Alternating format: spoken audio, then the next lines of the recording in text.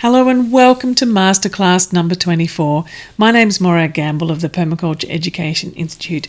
So for the last couple of years, I've been running these free permaculture masterclasses every month and been joined by thousands of people each time. And I'm absolutely delighted that you're here with us tonight. I'd like to begin though by acknowledging the traditional custodians of the land on which I'm meeting with you today, the Gubbi Gubbi people, and to pay respect to the elders past, present and emerging. And I'd like to welcome all of you. I'd like to welcome those too who are here as part of the Permaculture Educators program. And if this is the first time that you've been here, let me just give you a little bit of an overview. So you can actually open up the chat on the side and start to ask questions as we're going along.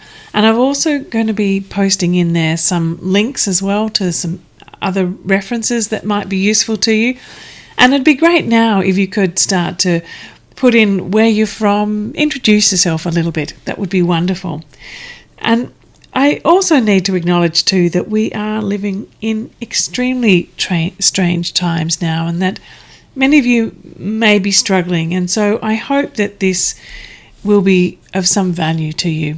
And I also want to let you know too that the last masterclass, number 23, is now available up on my YouTube channel. And that has a lot of very practical information about kitchen gardening and how you can get rapid gardens happening. And since I saw you at Masterclass number 23, I've done 55 short films about how to grow food really simply. And this has been in direct response to the COVID-19 crisis, when there was the massive seed run out and all the stores had run out of their seeds and their seedlings. So talking about how you can grow food from things you can buy in the store, from the seeds, from the vegetables, and also how you can easily take cuttings from different plants if you've got friends or neighbours who had some. So there's a huge resource there now on the YouTube channel that I do encourage you to go and have a look at if you're looking for some really practical information. And also tomorrow I'm running a free gardening workshop that's live streaming via the Brisbane City Council website, but I'll give you some more information about that later. So just to give you a little bit of background, these masterclasses, they're always sponsored by the Permaculture Education Institute. And so the Permaculture Education Institute runs a Permaculture Educators program, which is a combination of a permaculture design course and teacher's course. And we also run a program called Our Permaculture Life, which is essentially has a blog with 400 different articles there, a YouTube with well over 150 films, and also an incredible edible garden online course.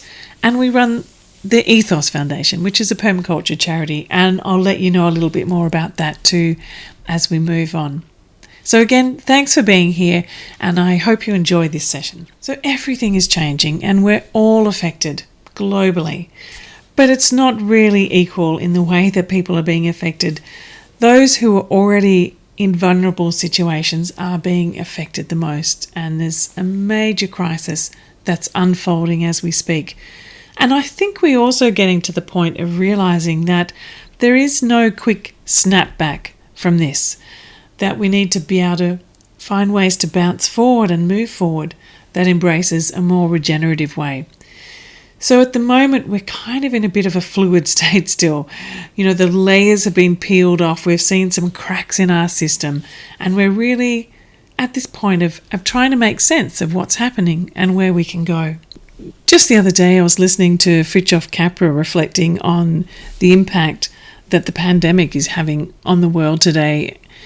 And one of the things that he said, which is really important, I think, is that we know now that the world is able to respond to existential threat with an urgency and coherence once political will has been aroused. And this is interesting because we've been calling for change for a very long time, and even recently with climate change. And yet, even though the science is being put forward and we hear that it's, 10 to 12 years, that we really must pay very close attention, still the existential threat doesn't seem to be quite as urgent as in the now. that COVID has really brought us into.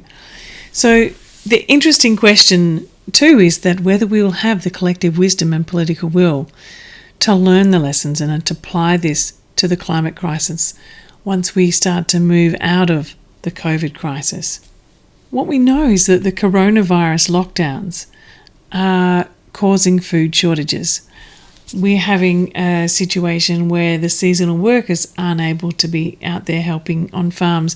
There's problems with distribution of food across borders.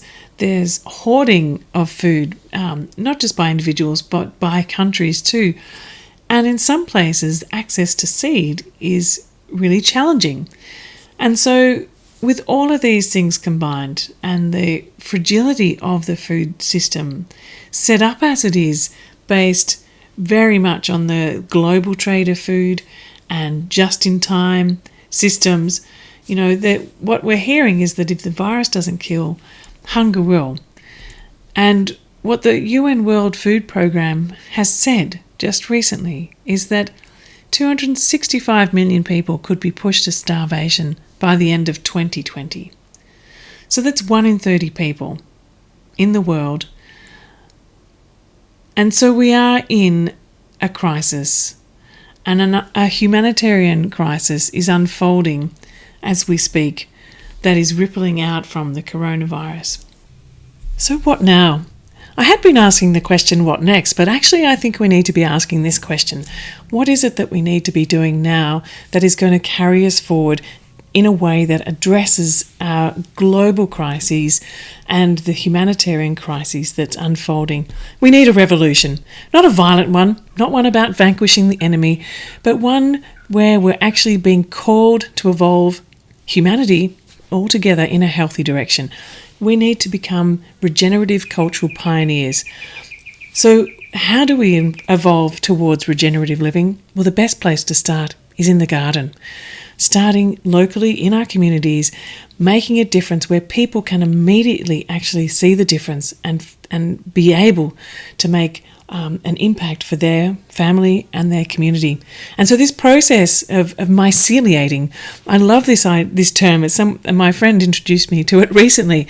So it's actually about all of us everywhere making a difference where we can in our own places and connecting up globally. So it's not just lots of little isolated gardens. It's not just about the garden itself. It's about the garden becoming the place in which we regenerate the soils, we regenerate the water systems, we rethink our food systems, we rethink our economic systems, we think differently about how we're educating through eco-literacy and a connection again to nature. It's about finding a sense of peace and resilience in our own places. And what more than that do we need right now, particularly in places where hunger and poverty is on the rise rapidly? So what happens when a caterpillar changes to a butterfly? This process of metamorphosizing. And when we use these examples from nature, when we're thinking about how society is changing, often it's used, how a group gets together and they transform and turn into something more beautiful.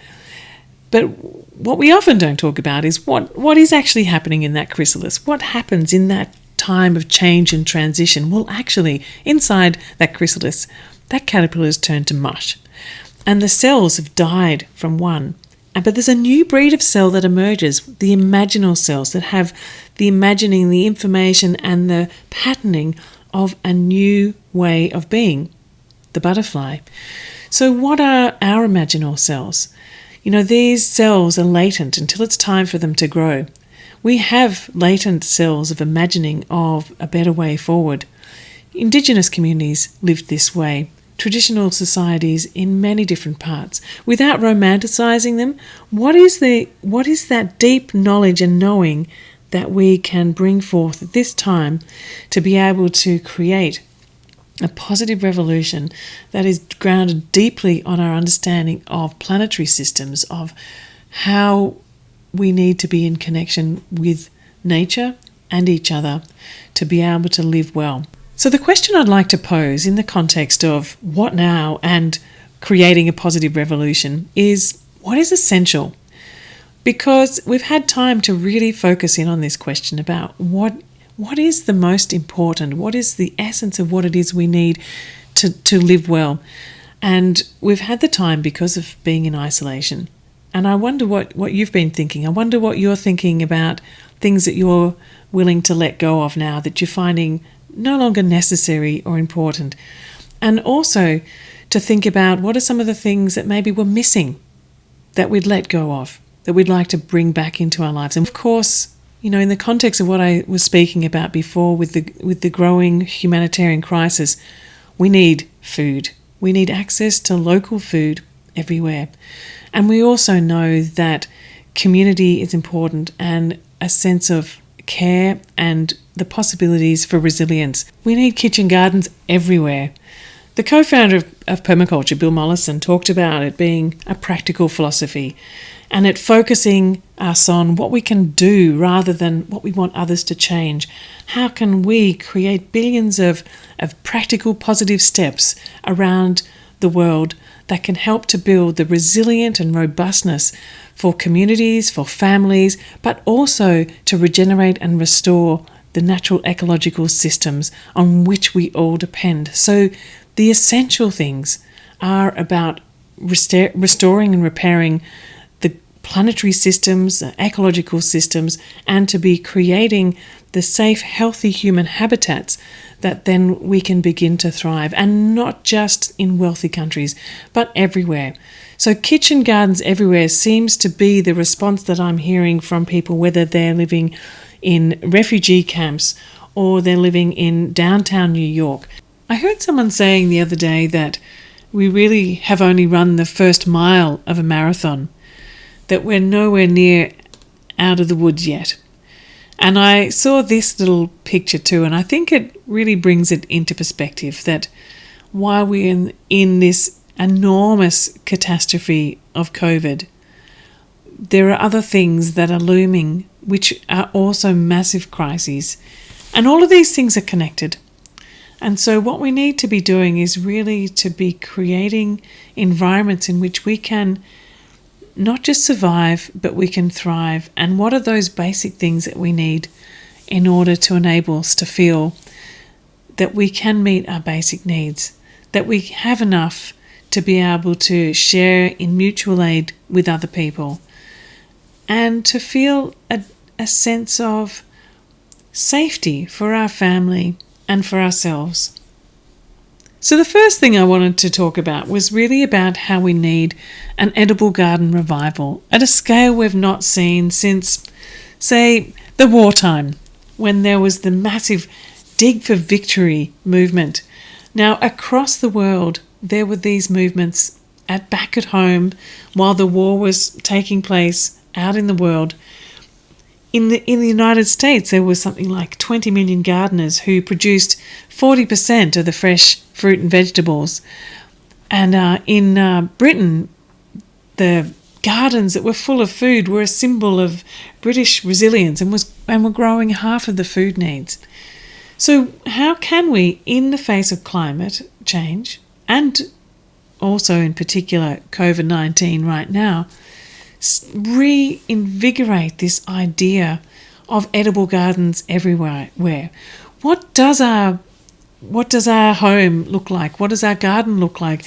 What do our neighbourhoods look like and our parks look like when we reimagine them in this way? So in your own home, think about how you can create your landscape that surrounds you, whether you're in an urban area, you have a little bit more space, that the plants that you're incorporating are edible or medicinal or in some way part of the function of that they're part of the composting or the habitat, and that we're reorienting our thinking about what is beautiful and create enormous edible landscapes everywhere so that there's much more food and that there's a level of abundance so that we're not dependent and reliant on systems that are quite fragile at this time. And so your garden may well be a balcony garden. It could be like this gentleman here, making use of every single space that he has in his little courtyard. Perhaps your garden is in the street, on a verge, down at the local park, in an allotment, or part of a community garden. It could be on a rooftop. It could be in a school. Where are there places that you can get involved in to actually start getting those gardens happening? Now, maybe you've already got some gardens going, because I know there's been an incredible surge already of edible gardens. I wonder how you're going.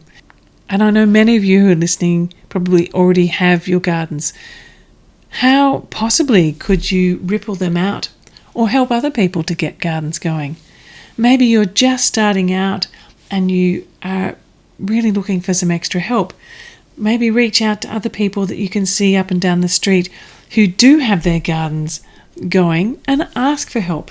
I think this time we really need to be looking at how we can cultivate this sense of mutual aid, of working together. And I know we need to socially distance, but that doesn't mean that we can't be supporting one another to be able to really ripple this out beautifully.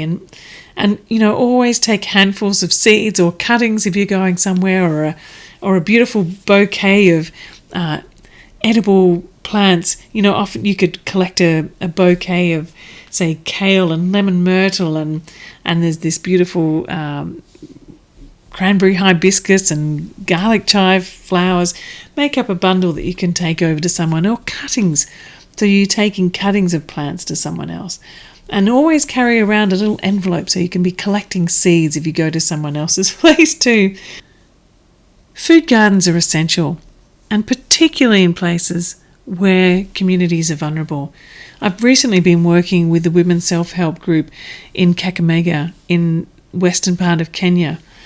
This Women's Self-Help Group has identified that the kitchen garden idea had been lost from their communities, focusing particularly on maximising the use of their land for cash cropping, which has been promoted heavily by government programs, and particularly something called the 1 Acre Fund, which is driving small-scale farmers to use all of their land to grow 1 or 2 crops of hybrid seeds with chemicals. And so while this may maximise production of a type of crop, but it's also vulnerable, they're actually losing out massively because they don't have the food growing in their gardens that they can eat on a daily basis. So while they're waiting for their crop to grow, they're using last year's savings from that crop to buy their food. And there's really no there's no spare money available. And if that crop fails, or it's a bad year, or the droughts come, or the plague of locusts comes through, then they've got nothing for the next year. So if, however, there is this resilience in local food gardens, it actually makes an enormous difference. So one of the programs that we've been supporting is this women's self-help group. And the first thing that they decided to do was to get tools and seeds for getting gardens happening in and around their homes. And so there's a group of women who go out and teach the next village about the importance of doing this. And then they go into the next village. And so it's rippling out. It's myceliating.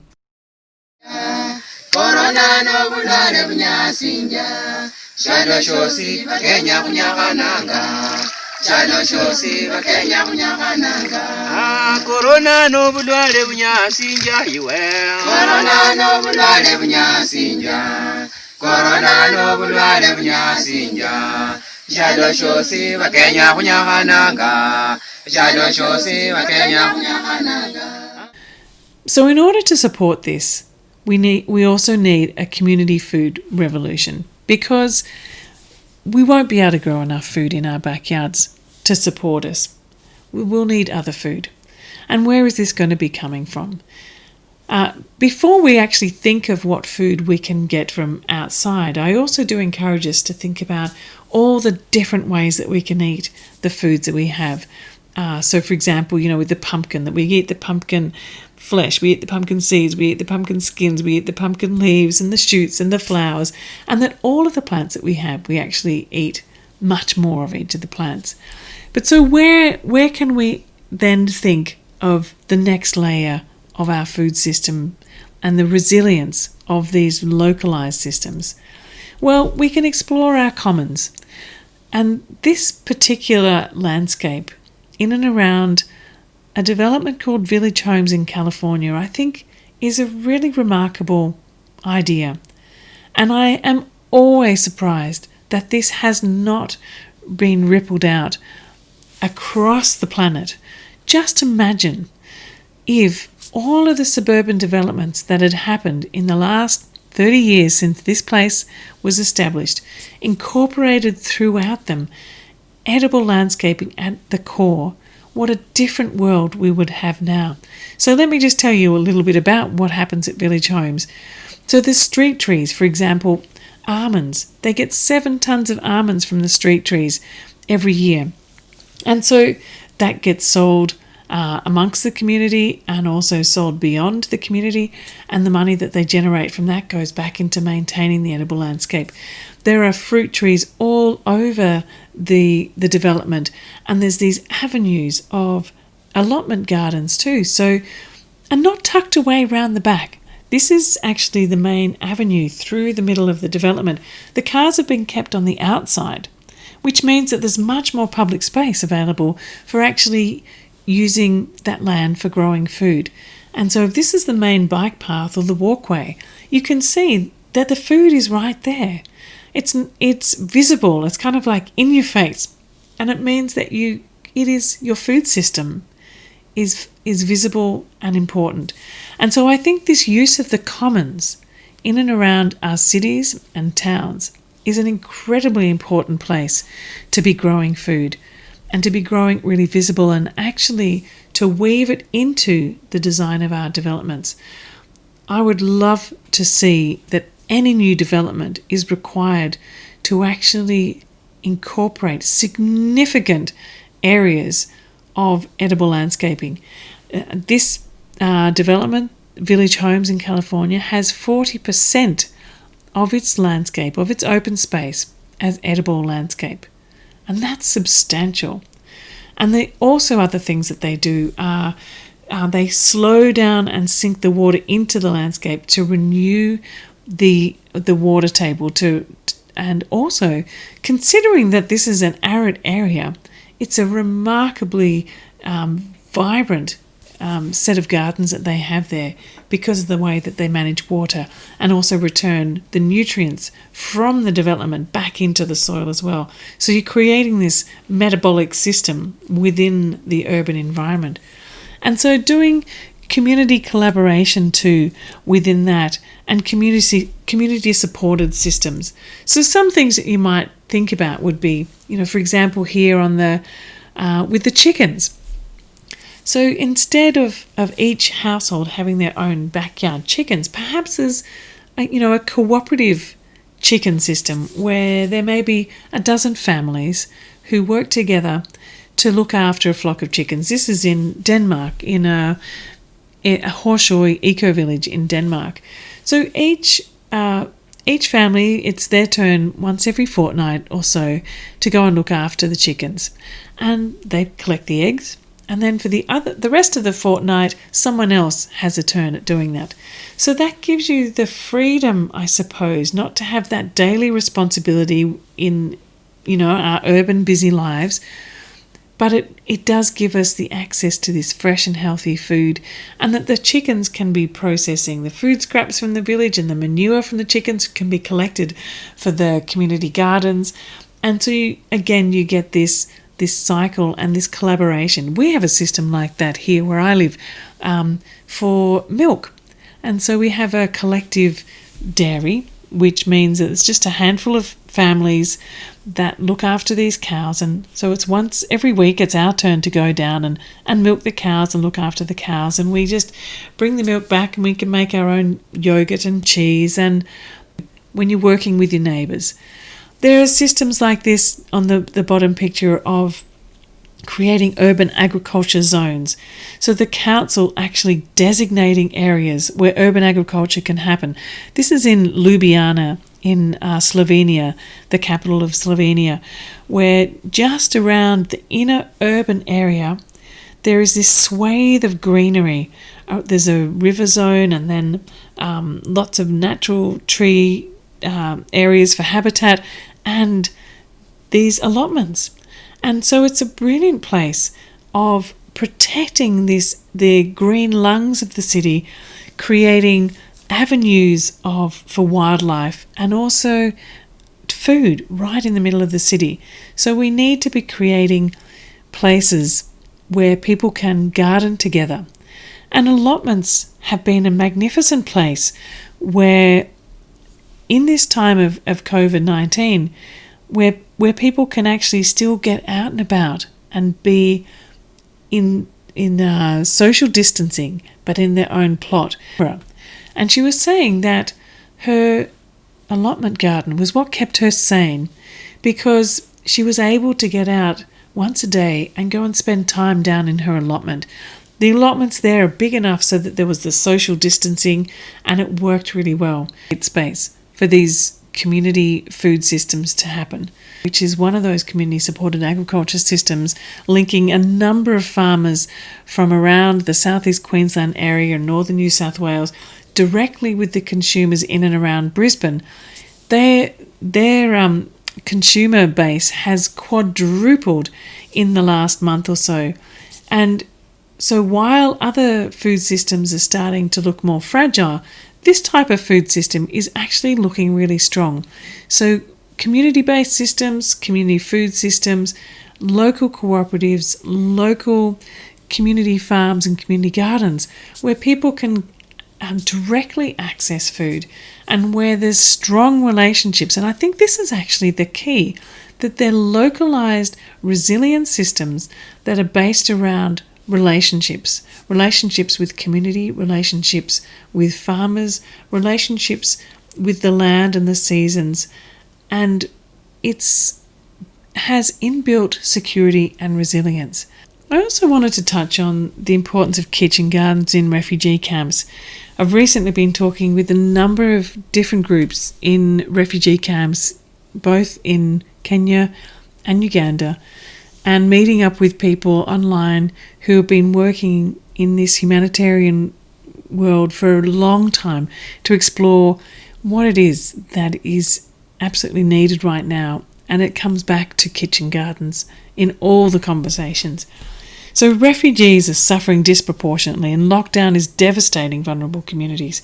And not just refugees, but displaced peoples in all different contexts. The rations just simply don't go far enough. I've recently been talking with Sakina, a friend of ours from the Kakuma refugee camp in northwest Kenya. We met her in Uganda through the Ethos Foundation, sponsoring her to take a permaculture design certificate course in Uganda. And we've been meeting up with her recently via Zoom with a group of young teenagers to help start a Perma Youth Club there. And we were asking the young people and Sakina what are some of the issues that they're facing there right now. And pretty much she was saying that the rations don't go far enough. So the recent set of food rations that were delivered for these refugees was they've decided to do it in a 2-month chunk so that people don't need to wait in line too much and be so close to each other, because they're in lockdown as well. And so 2 months of rations arrived and people waited hours and hours and hours for them. And when they got there, there was only 6 kilos of rice, a little bit of oil and sugar and some legumes, I think. Not a lot of food. Nowhere near enough for a family to survive on for 2 months. So there have been cuts to rations for, millions of people. And the World Food Programme has actually announced that 30% of the relief is being reduced in lockdown, and there's going to be further of this to come because of the shortfall in in money, but also in price spikes and the difficulty in just simply getting food to these places. So the problem too with this is that type of food that's delivered as food aid, even though it's filling bellies, it's low quality food. It's often food that's come from GMO, chemical-based agriculture, industrial agriculture, and it's not got anything green or living in any of this food. So if people are to stay healthy and well and to have a strong immune system, and for the children who grow up there to be able to grow up healthy and strong and to be able to have not be malnourished so that they can actually think and learn as well, need to have healthy food. So Sakina, you can kind of see her in the back there. She's got the red scarf around her head. She started running this program called Permakids, and so she's been teaching well over 250 kids in the last little season about how to grow food. And now she's turning her attention to growing a perma-youth club. What Sakina has asked for, and the young people, is that through the education program of Perma-Youth, they learn about permaculture kitchen gardening, and then they create a community garden in and around their community centre. And at the same time, they're taking back seeds and plants and their tools to create little gardens in and around their homes. Now, there is not much space around the shacks in which they live, but at least it's something. And so any food scraps or water that is tossed out of their house, instead of it creating a puddle somewhere or scraps of food on the ground, it can actually be turned into compost, and the water then can also be used to water the plants. And so it's actually helping to improve public health as well as health and nutrition. So the Perma-Youth Clubs in refugee camps is myceliating. It's just rippling out in an amazing way, and the calls for help to get these started are coming regularly. And I'd really love it if anyone's interested in working with me to help make this happen. We could definitely do with some help.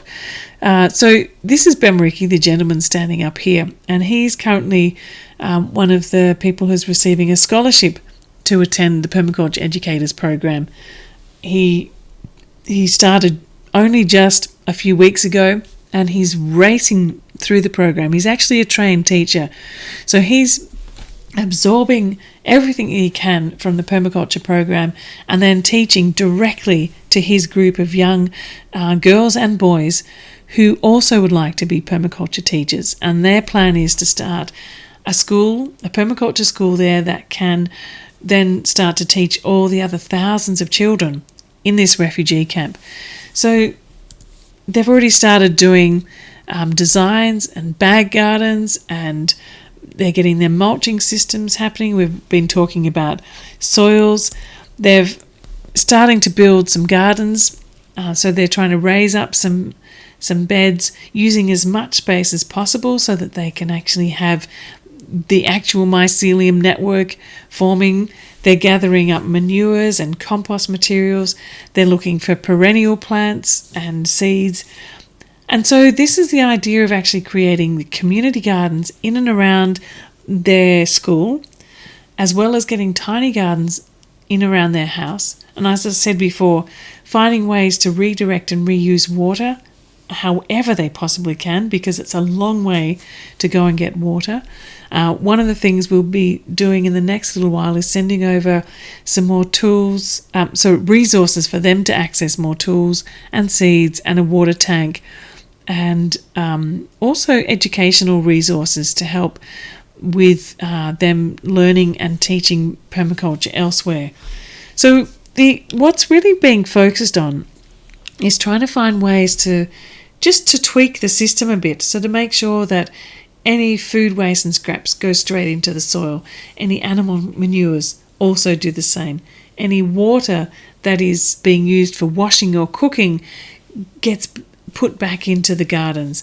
That not only are there fast-growing plants to get immediate food happening, but there's a lot of perennials that are being grown as well. So one of the problems is in places like this is that food gets grown and harvested so quickly that there's never a chance for it to go to seed, to collect seed. So we're also looking at ways to support the development of seed gardens, because for one little can of seeds that are sold there, it's really expensive, and these seeds too are hybrid seeds, so they really can't be saved year after year. So they're stuck in this loop of having to buy. So an important part of the Perma Youth and also these gardens in refugee camps is this concept of building soil and getting your own seeds and really helping to build up perennial food forest systems and small-scale micro gardens in and around people's homes. And every day I've been spending time talking with different groups of people, trying to work out what is actually the best way to move forward with this. And I had a fantastic conversation with Rosemary Morrow, a permaculture elder who's been working with displaced people for a long time now. And she was saying that there's absolute essential importance of people learning permaculture design right now in refugee camps and in camps or everywhere. Not just gardening, but actual permaculture design, because what it does is it gives people the chance to create real food security now and have access to real food too, not just the ration food. So for the camps that people are in right now, it enables them to do that. And now these camps, some of them are short-term temporary camps where people are only for a few months. But Bemariki, who I showed you a picture of before, he's been in a number of different camps, but he's been a refugee for 13 years. Sakina, she's been a refugee for 11 years now. So, really it's not just the fast food growing, it actually is the possibility of growing substantial food forest systems that are resilient and really help people to completely supplement and expand the repertoire of food from the rations. So that's number one, that's real food and it's real security. The second one is that if and when those people find their way to a new place, to a new country, to a safe haven somewhere else, then they have the design skills and the resilient skills to be able to set themselves up in a new place. If you just teach a garden technique for one particular place, that doesn't really transfer quite as well as if you have that ability to be able to observe and design and connect systems up and to create really strong resilience and robustness in design. So that was the second point that Rosemary Morrow made. And the third point was that if perchance they are able to go back home to places that have been destroyed by conflict or by some kind of natural disaster, that they actually have the design skills to be able to redesign those systems better than what they were before. And I think this is a really important point, why permaculture is so important.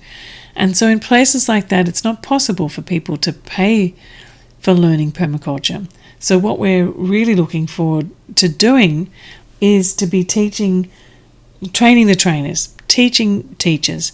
So through the Ethos Foundation and the Permaculture Education Institute, we're offering scholarships to anyone in these refugee camps who would like to learn and supporting them to then teach other people so that the permaculture continues to myceliate. I'm going to keep using that word. I love it so much. So this will continue to ripple out, and teaching teachers is by far the best way to make this stronger and to support more people, because there's no point in us here trying to teach permaculture over there because the context is completely different.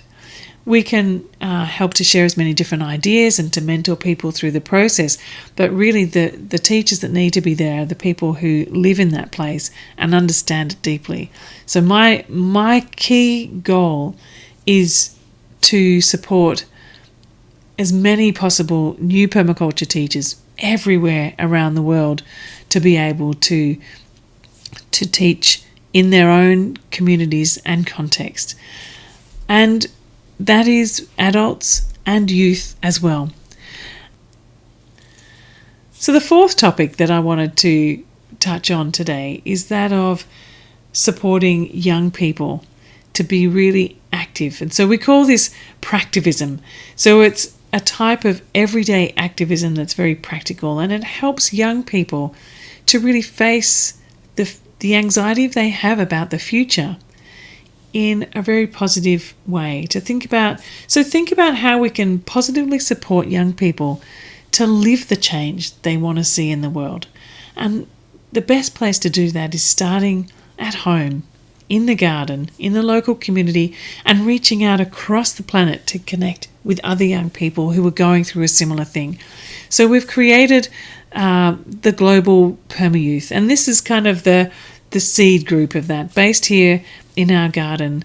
So it's young children from southeast Queensland who came together in this group and then decided that they wanted to reach out across the world and meet other young people who were also doing this and thinking about it. So there are now people in the Philippines, in Thailand and Zanzibar and Germany and England and Norway. It's a little bit hard to get across to the Americas because of the time zones, but presently there is this connection that spans across so many different countries, and every week these young people come together and do collaborative projects. They write together, they're researching plants together, they're exploring the principles and the ethics of permaculture. They go out and look at their own gardens and design a system in their garden, and then send back photos or films about those. And so it's this generative learning process that these young people are actually coming up with the ideas of what they want to do and following them through with some mentoring. And so what they're asking for right now is to have a range of different people who will come in and work with them to answer questions. And they're also looking to start up their own podcast as well. They've already started up their YouTube channel. And so this idea of young people teaching other young people, I think, is absolutely magnificent. And one of the key things I've seen is being so positive with this is the rippling out for the perma youth that's now happening in these refugee camps has come from these young people reaching out. And so every week too, they meet with the refugee kids, and there's an exchange between, what they're learning over there and what they're learning here. And while it's sometimes difficult to hear, we do get the photographs and we get to see little snippets of what's happening.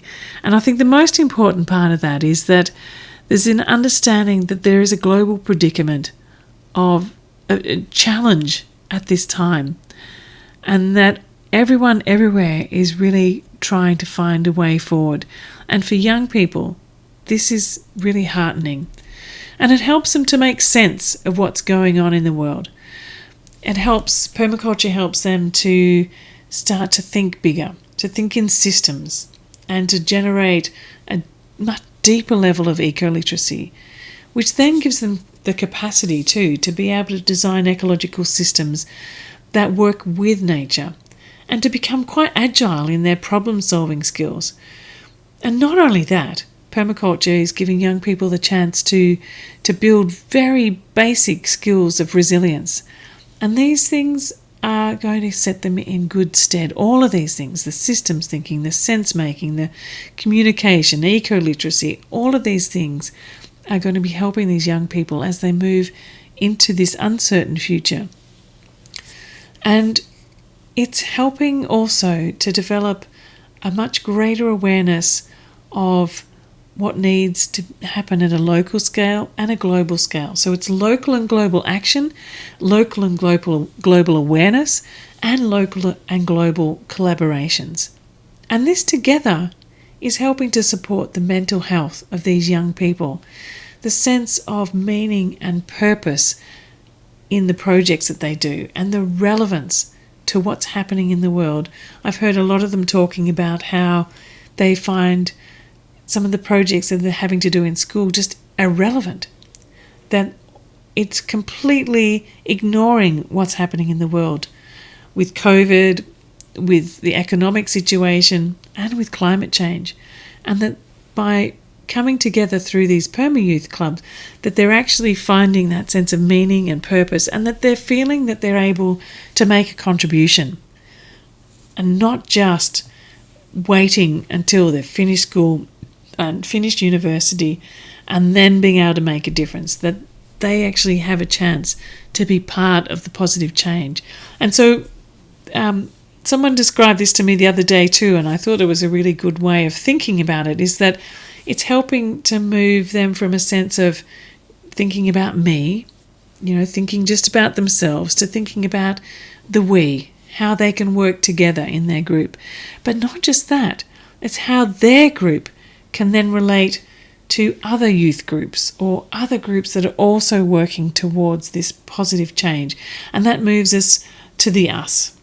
And so it is this group it's being part of a growing movement, the revolution, the regenerative cultural evolution. So in response to the question about what now, I think one of the key things that we really do need is to deepen our understanding of permaculture, to become better designers, to become better gardeners, to become better observers, better listeners, and to be better sharers and communicators about permaculture, to support the establishment of community gardens everywhere and food gardens everywhere. So that is gardens in our own place, gardens out on the street, gardens in our community, gardens at our workplaces, at our schools, that wherever there is a space or a possibility of starting up a food garden, that we take that opportunity, and that wherever we can, we support refugees and displaced peoples and vulnerable communities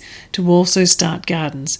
So if we're in a situation that we have the capacity to do this, that we also make caring for other communities in other parts of the world a priority for us too.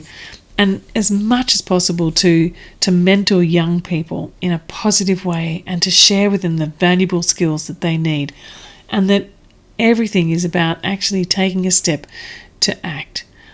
And this is part of that revolution that we need, the edible garden revolution, that is about creating regenerative cultures and to live now as we think humans should and could live.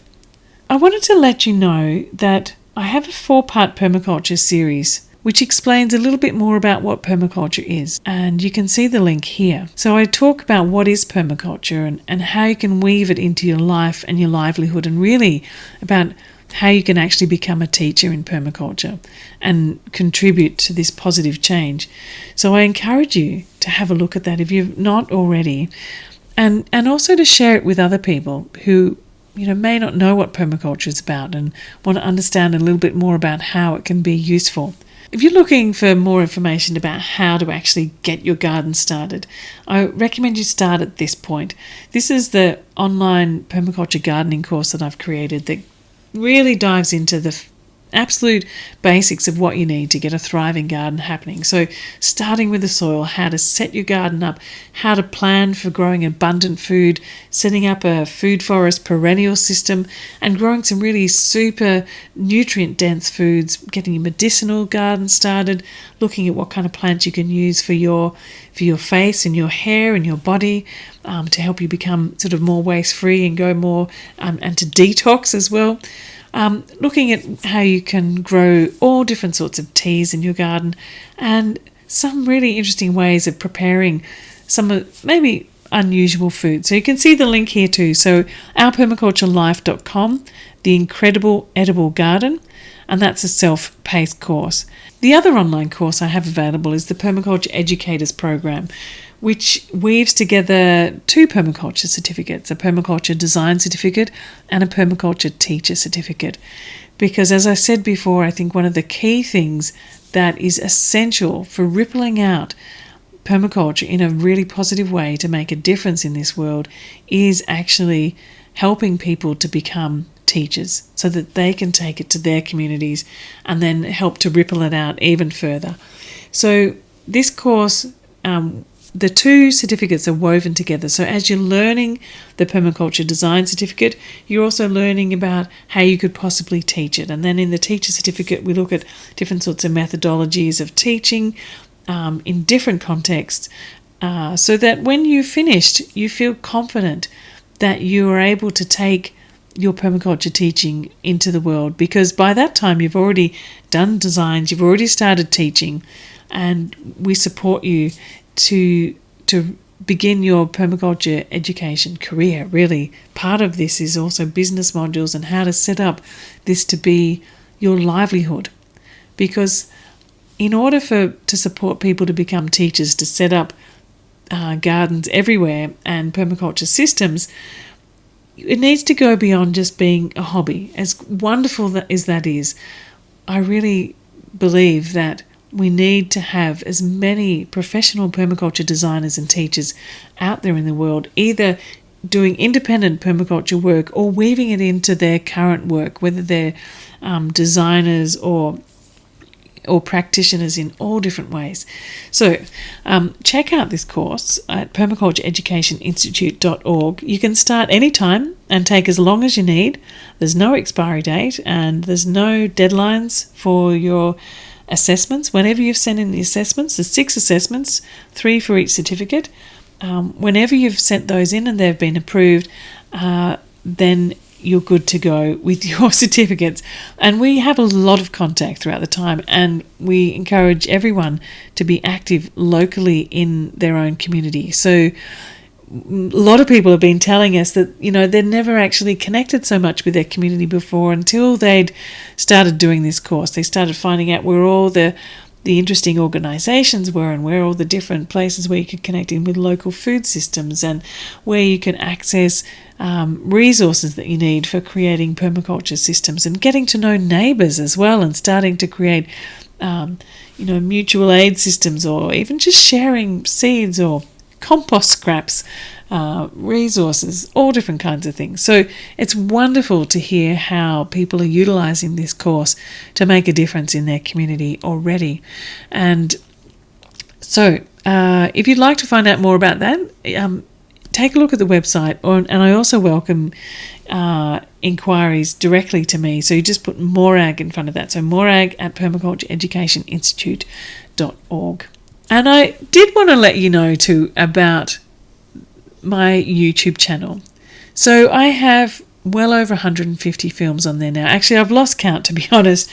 The last series of films, as I mentioned earlier, there are 55 films that I put up in the last 2 months about how you can actually grow an abundance of food in your garden. Little 5-minute films. So it was from my Live at 5 series, where every day I was getting on talking about a different plant, and so each day we'd dive into one particular plant, looking at how to grow it, all the different ways you could use it and eat it, how to propagate it and share it and store it and cook it. So I hope you enjoy that series. And there's also interviews and tours to different gardens, and how-tos on how to set up gardens and worm towers and all different sorts of things in there. So check out youtube.com, and then my YouTube channel is Morag Gamble, Our Permaculture Life. You might also be interested in checking out my blog, which is ourpermaculturelife.com, and here you'll also find lots and lots of articles, recipes and how-tos, and all the films too I also put up here on the blog. So you can subscribe to my blog. There's a little button up the top there in the menu. You can see subscribe, and so if you click on that, you'll join my newsletter. And I put out a monthly newsletter which has lots of new information, all the new films, any new events that are coming up, references, and so it's a good way to keep in touch with what's going on. And I also let people know about these masterclasses through that too. And as you can see on the side here too, I put together a COVID-19 resilience care pack, and what that essentially is a collection of what I think are some of the best films and the best blogs that can help you to create a garden rapidly. So if you just click on that in the blog, you'll access that set of materials, and it might save you from sort of diving too far and getting lost in 400 articles and 150 films. So start there with the COVID-19 Resilience Care Pack. And I'd also like to welcome you to support our permaculture charity, and thank you to everyone who has so far supported the women's group and the emergency relief for the community, the permaculture community that was being flooded. Our current focus right now, as I've been talking about, is creating kitchen garden kits for women's groups and also for the refugee youth. And so we're currently got a number of different communities waiting for resources to get tools and watering cans, seeds, maybe a water tank, and also a set of posters that will help them to teach other people about what they're doing too. So if you're able to donate, that would be absolutely wonderful. If you go to ethosfoundation.org.au, I wanted to let you know too that all the donations go directly to these local communities. We don't take any fees out here. I actually personally cover all of the fees from this end. The only bit that gets taken out is the bank fees of transferring. So you know that when you donate, it's going to go directly to these communities. And I only donate to communities that we have a direct relationship with, and we know that the people we're sending the money to will be distributing it out into the community. So essentially, each of these garden kits, we're hoping to kit up each child and each of the women in their women's self-help group with their own set of tools and seeds and resources, as well as some common resources. So what it works out to be is around about $30 per person.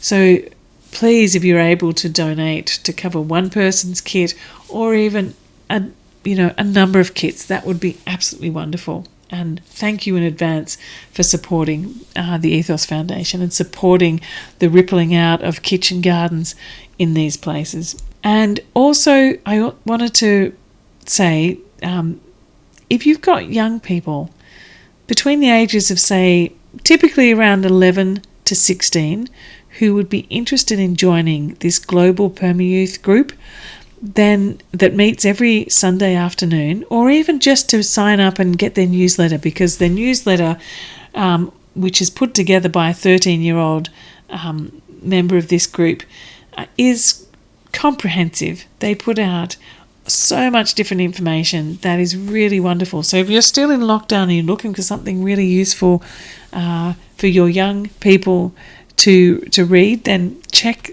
out what they're doing. I'm really so proud of them all. I think it's wonderful. And I also get on to that call every Sunday with them to mentor and support them in the work that they're doing.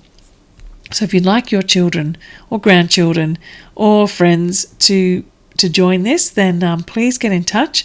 Actually, either through my normal email, but you can send it directly to them as well at permacultureyouth@gmail.com. So thanks so much for attending. It's been wonderful to have your company here today. The next masterclass is going to be on June 22nd, again at the same time. If you have a topic that you would like me to explore or a question you'd like me to explore, please send it in. I have a few topics in waiting in line, but depending on what you send through, I can rearrange those. So every month there'll be another masterclass, and I look forward to seeing you there too. I'm going to be sticking around here for a little bit longer.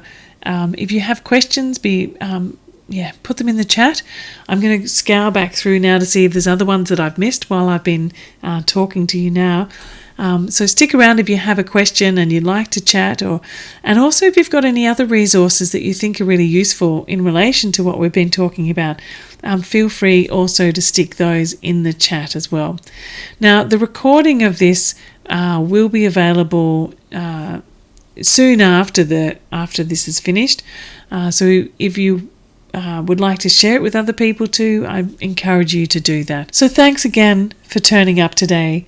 And I really do encourage you to go out and see if you can find a way to ripple out those kitchen gardens in your home, in your community, and to support the young people and vulnerable communities to really get kitchen gardens happening everywhere. It's an essential thing that we all need to be doing for so many different reasons. So thanks a lot. I'll see you next time. Bye.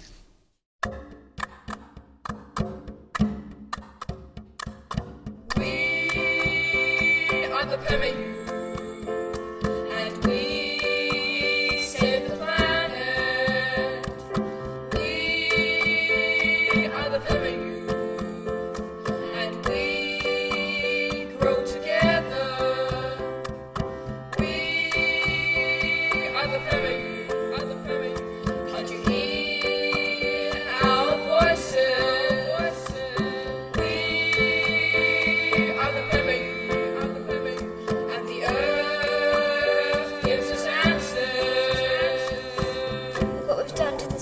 Planet. With coal mines and landfill, let's stop this habit. There's fire, sickness and pollution. Money and greed are not the solution. The Amazon's on fire, Australian soils are dying. Arctic ice caps are melting, what's with all the lying?